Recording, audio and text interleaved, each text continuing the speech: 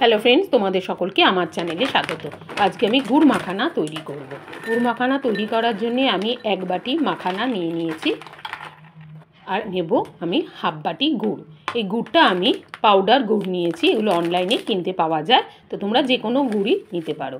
1 বাটি মাখানার জন্য আমি হাফ বাটি গুড় নিয়ে নিয়েছি। এরপরে আমি কিভাবে তৈরি করি চলো তোমরা দেখে নেবে। আজকে আমি গুড় মাখানা কুরকুরে কিভাবে তৈরি করব। এরপরে আমি একটা প্যান বসিয়ে নিয়েছি। প্যানের মধ্যে আমি দেব 1 চামচ ঘি। ঘি দিলে মাখানাগুলো ভালো করে রোস্ট হবে আর খুব সুন্দর খেতেও হবে। এরপরে আমি 1 বাটি মাখানাকে এর মধ্যে দিয়ে দিলাম। তারপর ভালো করে ফ্রাই করতে হবে লো টু মিডিয়াম ফ্লেমে। ফ্লেম কিন্তু বাড়ানো যাবে না। মাখানাগুলো হালকা কালার আসবে আর খুব ক্রিস্পি হবে, যাতে আমরা যখন ভাঙবো মাখানাগুলো তখন যেন পাউডারের মতন গুঁড়ো হয়ে যায়, ভেতর থেকে যেন ক্রিস্পি হয়, নাহলে কিন্তু গুড় মাখানা খেতে ভালো হবে না। ঠিক এই রকম হবে। তার জন্যে 7-8 মিনিট সময় লাগবে মাখানাগুলো ফ্রাই করার জন্য। এরপরে মাখানাগুলোকে ঠান্ডা করার জন্যে আমি একটা প্লেটের মধ্যে ঢেলে রেখে দিলাম। মাখানাগুলো ঠান্ডা হবে, এরপরে আমি আবার প্যানটাকে বসিয়ে দেবো। এবার আমি মাখানা যেটার মধ্যে ফ্রাই করেছিলাম সেই প্যানটাই বসিয়ে দিয়েছি। আরও হাফ চামচ মতন ঘি এর মধ্যে অ্যাড করেছি। ঘিটা একটু গরম হয়ে যাবার পর আমরা যে হাফ বাটি গুড় রেখেছিলাম এই গুড়টা এর মধ্যে অ্যাড করে দিলাম এবং গুড়টাকে মেল্ট করতে হবে, গলিয়ে নিতে হবে। তার জন্য কিন্তু ফ্লেমটা কিন্তু লো রাখতে হবে, গুড়টা পুড়ে গেলে খেতে ভালো লাগবে না। ভালো করে 2 থেকে 1 মিনিট মতন এরকম গরমে রাখতে রাখতে গুড়টা মেল্ট হয়ে যাবে। মেল্ট হয়ে যাওয়ার পর আমরা কি করব, একটা বাটি নেব। বাটির মধ্যে একটু জল নিয়ে দেখব যে গুড়টা আমাদের ঠিকঠাক পাক হলো কি না। সেই জলের মধ্যে আমরা 1 ফোঁটা গুড় ফেলবো।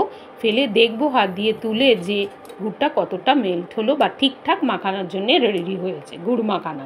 দেখো এখনও গুড়টা আমাদের ভালো করে পাক হয়নি, আরও একটু 2-1 মিনিট পাক দিতে হবে।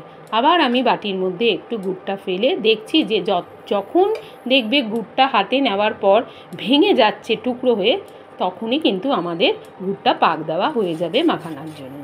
এরপরে আমি দেব এখানে 1.5 চামচ সাদা তিল। সাদা তিল দিলে কিন্তু টেস্টটা খুবই ভালো হয়। তিল দেওয়ার পর এখানে হাফ চামচ মতন বিট নুন দেবো আর হাফ চামচ মতন গোলমরিচ দেবো, তাতে টেস্টটা খুব ভালো হয়। তোমরা এখানে মৌরির গুঁড়োও দিতে পারো।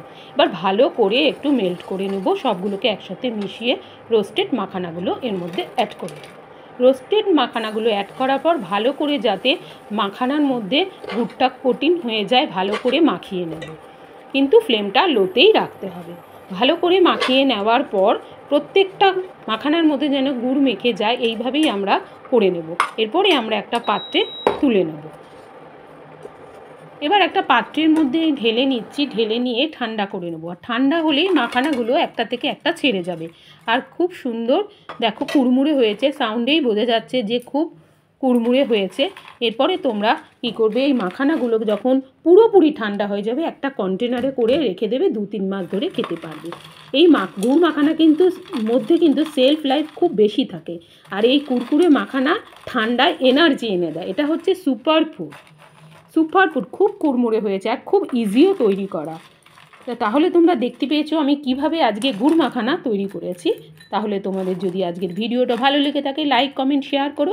আর আমার চ্যানেলে যারা নতুন বন্ধু আছো তাদের অনুরোধ রইল আমার চ্যানেলটাকে সাবস্ক্রাইব করে দাও। তাহলে তোমাদের সাথে আমার দেখা হবে নেক্সট কোনো ভিডিওতে। বাই।